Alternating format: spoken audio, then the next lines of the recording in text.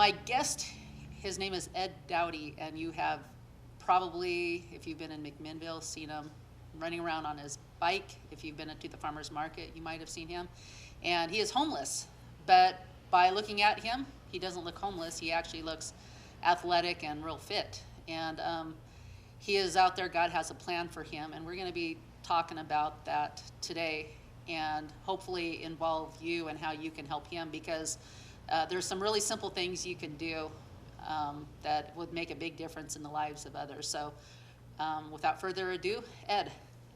Hi, Veronica. Thanks. Yeah, thank you so much. I met you at the farmer's market and was just totally shocked that you were homeless because you don't fit the profile. Yeah. Don't fit the profile.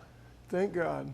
I'm an alcoholic, and the only reason I don't fit the profile is I didn't drink when I hit the streets. Okay. I wanted to. I hit the streets a year ago, October 21st, 3 days before my sobriety birthday, 16 years. And I wanted to drink. I wanted to just throw it all away. Screw it, I'm done. 16 years sober, screw it, I'm done. I was headed for a beer. And what stopped you? God said, trust me. God said trust. And he has a plan for you out there, and So this you're starting camper, to see that. this camper, Oh, before we get to camper, yeah.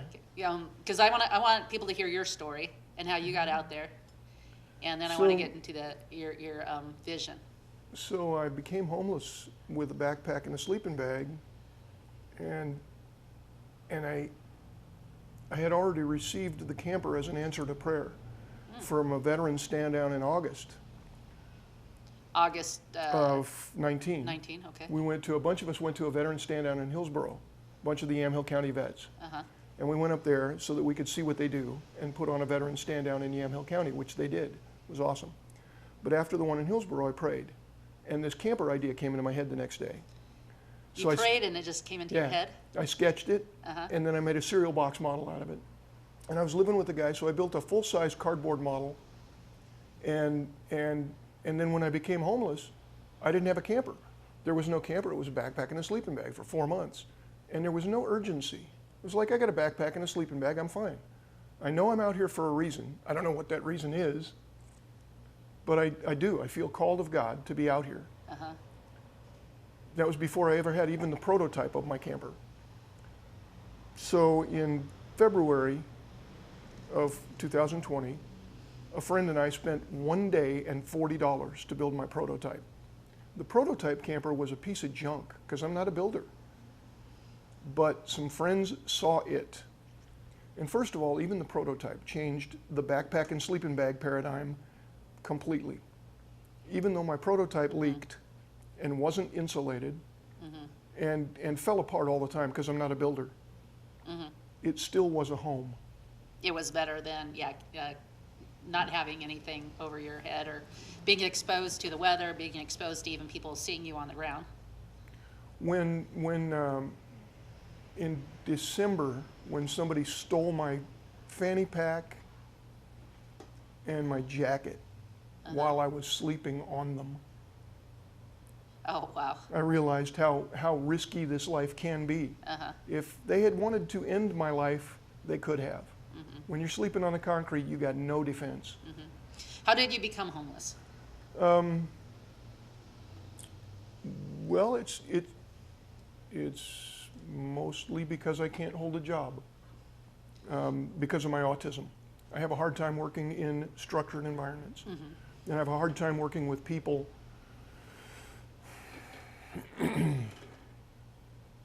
Sometimes I don't communicate very effectively, and I get frustrated very easily. Yeah. So it's hard for me to keep a job. So it's really easy for me to fall behind in making payments and car insurance and registration and license and all that stuff. So I don't have a job. I don't have income. I don't have any of that stuff. I was living with a friend. He said, go away. That's how I became homeless. You can't live here anymore. Okay. Because you weren't making the payments and lost your job through kind of temperamental stuff, and yeah. But when one meets you and talks with you, you seem completely like, I mean, we all have our stuff or whatever, but you Seem can almost like a normal human being, huh?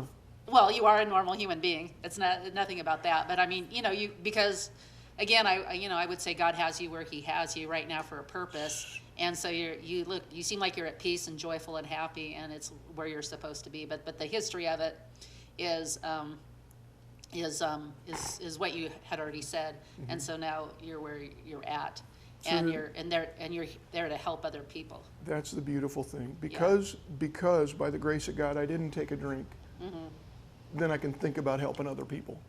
Right. See, if I was drinking, I'd be just like every other homeless guy out there, screaming at the sky and cussing at everybody and tearing stuff up. Tell us about the homeless people that are out there that you've met.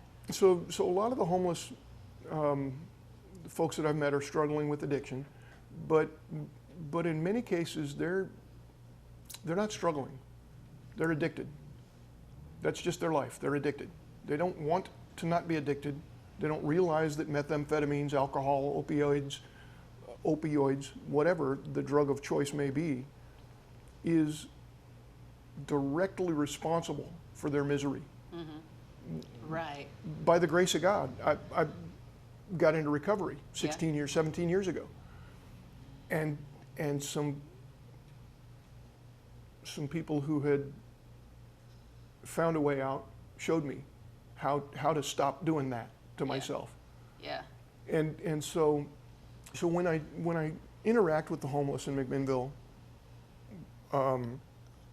it's really hard because I don't know what to do to help them.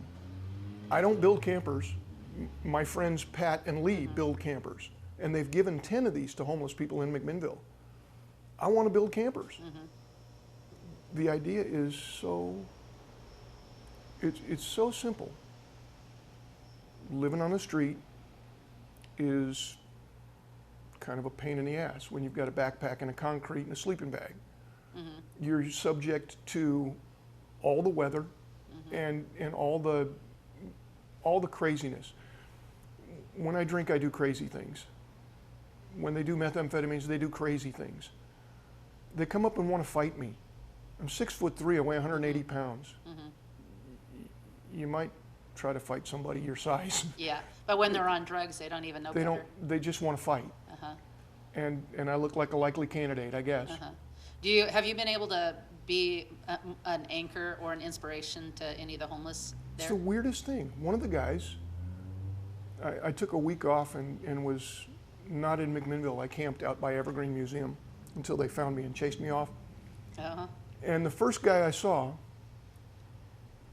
was a guy who had been trying to pick a fight with me. And I came back into town and I was exhausted and I was ready to go to sleep, and this guy comes rolling up and he says, "Where you been?" "Praying for you." And that shut him right up. Because I had spent that week praying for that kid. He wants to beat me up. Does he still? Nope. He You doesn't. Prayed for him? We talked quite a bit that day. He was on methamphetamines. And yet he's decided he doesn't want to fight with me anymore. And the only thing I can say is that God's word says, when a man's ways please the Lord, Yeah, he makes even his enemies to be at peace with him. right, yeah, So I haven't had to fight anybody. yeah, yeah. You know, have you ever done missions? Have you ever gone out on missions?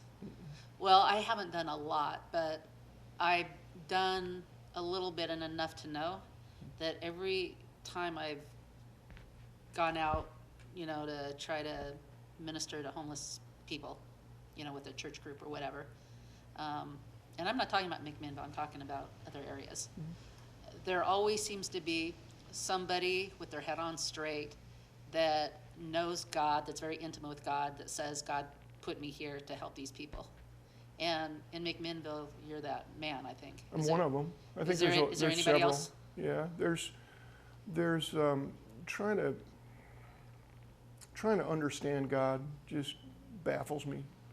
But as a Christian, we have what we know as His Word, and as little as it makes sense to me sometimes, I trust His Word.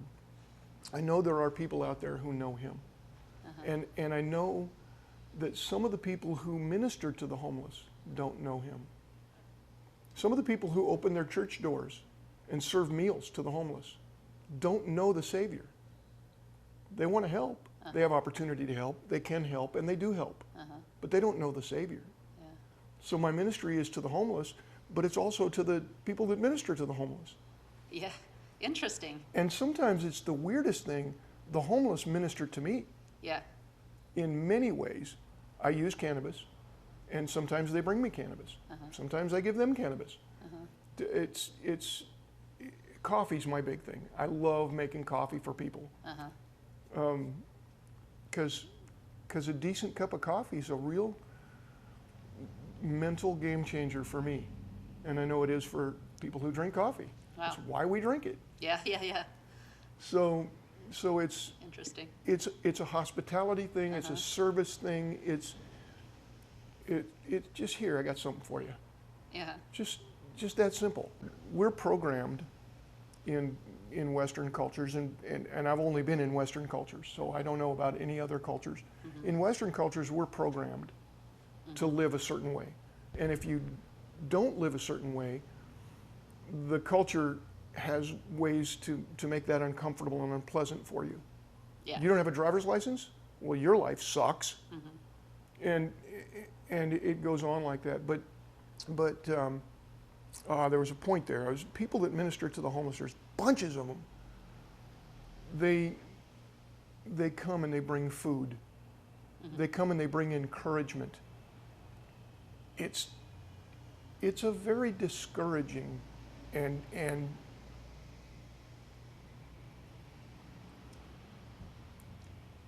it can be very discouraging and frustrating to be homeless, the way most of the homeless are.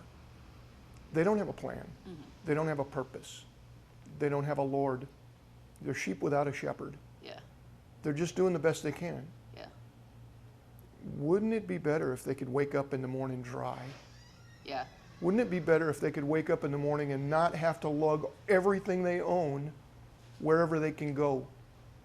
Yeah. Yeah. Yeah. So this camper, it changes homelessness.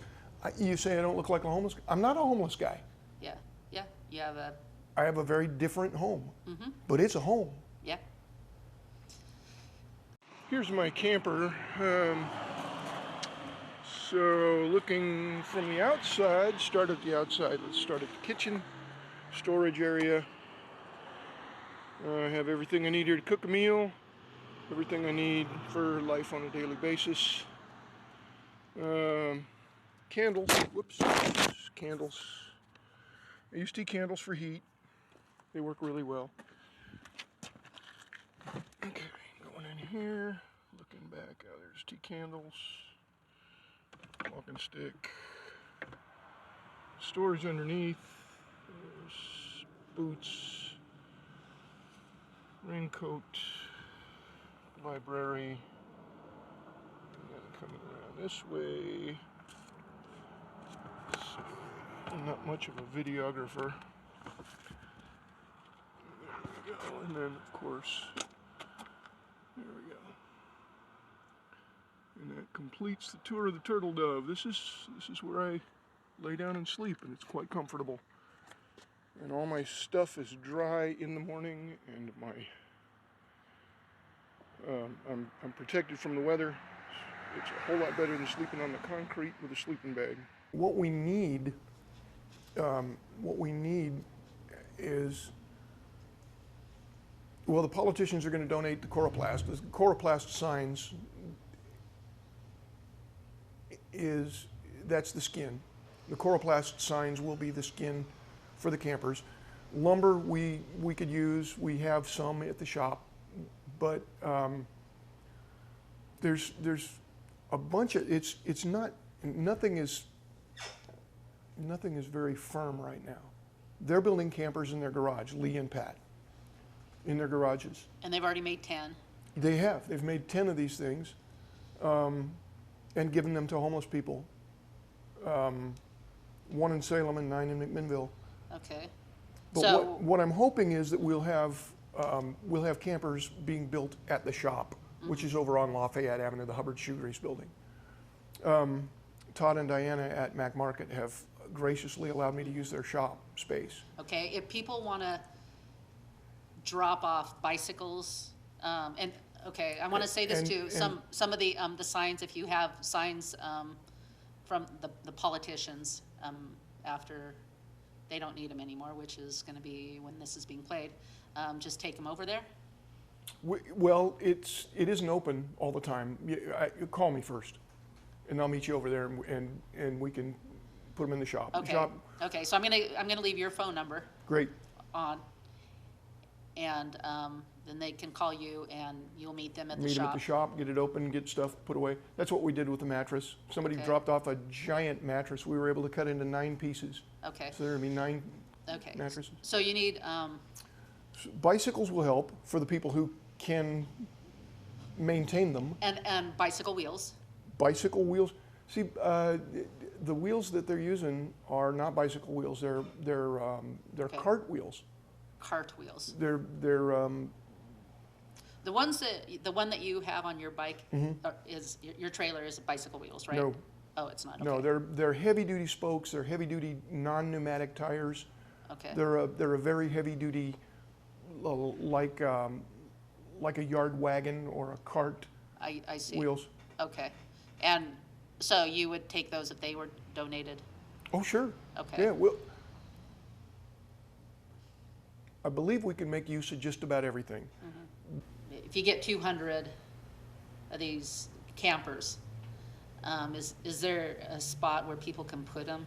So Pat Evans is actually working on that right now. There's a piece of property on Riverside that may be, that we may be able to acquire with grant money and so forth. Ideally, and this has been my dream all along, to have a place where 5 or 6 guys could set up, 5 or 6 campers could set up, guys, gals, couples, whatever, such that we could all maintain, and this is critical, you can't leave a mess. Yeah, You gotta keep your stuff squared away. yeah,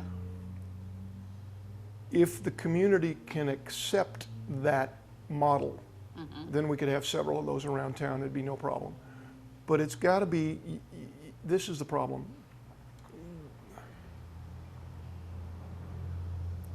The homeless,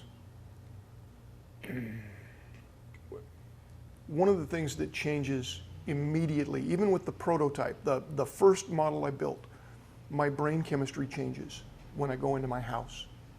Yours does too. Yeah. Everybody, yours does too. Everybody's brain, you go home, your brain chemistry changes. You walk in, you drop your keys in the bowl, you put your whatever, you do your thing. You go in your house, you're in your house. The same thing happens for me. I go grocery shopping, I take my groceries, I put them in my camper, I sit down in my camper and my brain chemistry changes. I'm home. That is what I'd love to see for the homeless. That's the game changer. The brain chemistry that's survival, fear all the time. wow, Cortisol, wow, norepinephrine, all the time. wow. You never go home. You never get to shut that off. Which is one of the reasons why they don't want help from their addiction, because they almost need that to just function. Yeah, gotta have, So if they can feel like they have a home, they have dignity. changes everything. My brother says, well, you don't have a shower. I have a washcloth and soap and water. Yeah. Well, you always look clean every time I see you. It's because I know how to use a washcloth and soap and water. I did get a shower at the mission today, but I don't usually. I don't need hot running water to get my skin clean. Yeah. They teach us this in the Marine Corps at age 17. You don't need a shower. It's nice. He says, you don't have a toilet. No, but I have a urinal bottle. And I know where toilets are. I know how to use them. I know where to go to use. It's self-contained insofar as one knows how to contain oneself. It's perfectly, when I was out at Evergreen, I didn't come into the mission to take a shower. I was perfectly clean. Homelessness doesn't have to mean misery and discomfort. There are people who buy motorhomes and RVs and campers and go take it all with them Yeah, to get away from it all. yeah, yeah. When I go to the museum or any place else, because it's just that's a place I've been a few times. It's everything I need is in my camper. I have a place to sleep, everything that I have, everything that I need, a cup of coffee in the morning, food when I need, you know, I don't usually eat at the soup kitchen because I like cooking my own food. And I don't like, I don't interact well with others. That's why I can't keep a job. I don't interact well with the homeless. Most of the time, it's better if I stay away from the mass of homeless. So I do. And the aspect of having my home with me wherever I go, it's vastly different than having my backpack with Oh. me wherever I go. I can imagine. Well, I don't know that he can't imagine. That's probably not fair to say, but wow. You did a great job explaining. Is there anything else you want people to know?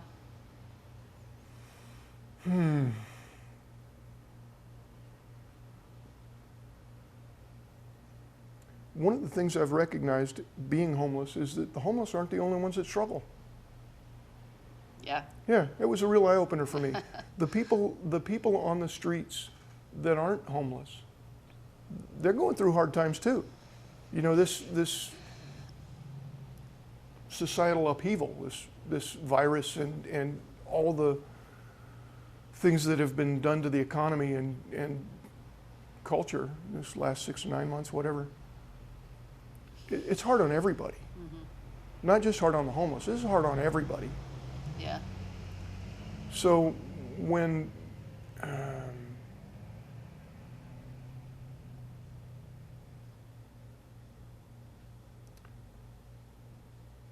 I became homeless, one of the things my friend Pat told me is that the people who aren't homeless, they're afraid of us because they see us and they recognize, maybe only subconsciously, but they see us and they think that could be them. They may be only 1 or 2 paychecks away from losing their everything. Well, I got good news for you. yeah. Losing everything's not a bad deal. Well, you do break that mold. And I'm glad God has you out there, and I'm glad that you have accepted that, and you know, just that you're making the best of that situation, and you have hope, and you have a future because you know that there's some things that you know, God wants you to give these people dignity, and you know, the first step I think is obviously taking care of their basic needs, Just, food, water, and shelter, and then you know, the next step is the addiction and stuff, but giving them dignity in the first place to want, you know, want To something. recognize there could be something different. Yeah, so, I want to let people know it's turtledoveshelters.com. oh, good. It is on the World Wide Web. We're taking donations there. We are a 501c3. And so we can take donations on turtledoveshelters.com. We also have Turtle Dove Shelters on Facebook and Instagram. Oh, good. TurtleDoveShelters.com. Okay. And all the supplies are there? List of supplies, needed supplies? No, we'll have Okay, that list we'll up get there. those. Okay. Okay. Well, thank you very much, Ed. Thank you, Veronica. All right. God bless. You too. Bye-bye. All right. Well, so much you can do. There's never an end to what people can do to help other people. And that's really, until we can look outside ourselves and think of others, that's really what makes people happy and fulfilled and content, is knowing they're making a difference in life. So I encourage you to do that. Thanks for tuning in. Have a good week. Bye-bye. Inspiration, Arts and crafts. Health and wellness. communication, and information. We're here to encourage and inspire you. You have a gift? We know you do. And so do we. Whether you come in to look, buy, or want to promote your gift, we invite you to come in because when we're working together, we can accomplish great things.